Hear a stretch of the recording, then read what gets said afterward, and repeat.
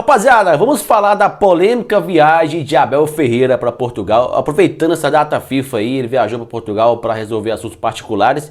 De certa forma, criou uma azia por parte da torcida do Palmeiras, entendendo que não era momento dele estar viajando, né, e sim ajustando o time aí para uma sequência do Brasileirão contra o Internacional e quarta-feira contra a equipe do River Plate, jogo pela Copa Libertadores na Argentina. Mas antes, deixa seu like, se inscreva no nosso canal, aperte o botãozinho de notificação, espalha pra geral, rapaziada. Estamos no YouTube agora e vamos falar desse assunto polêmico.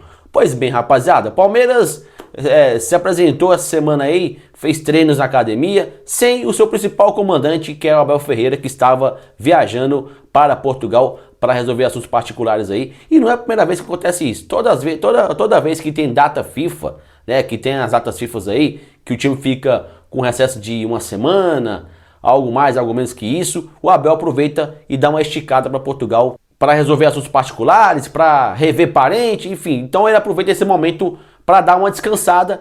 Isso criou uma polêmica porque os jogadores ficaram aqui treinando e ele viajou. Então isso ficou uma situação bastante estranha e polêmica, né?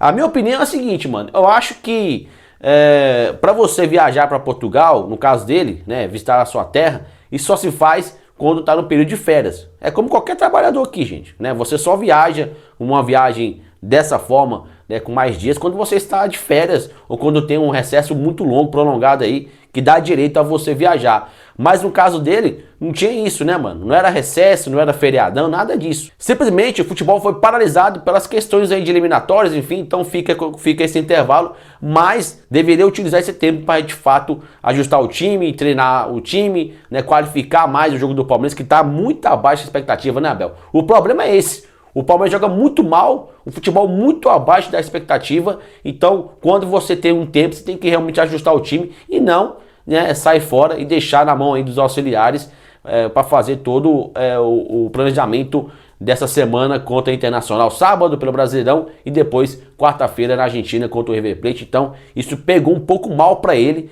e criou uma certa azia, né? Isso criou-se uma polêmica em relação a isso. Então, acho que deveria o Abel ter pensado um pouco mais. E a viagem dele foi logo depois do empate diante do Corinthians. Ele já meteu o pé por ali, vazou para Portugal e ficou por lá.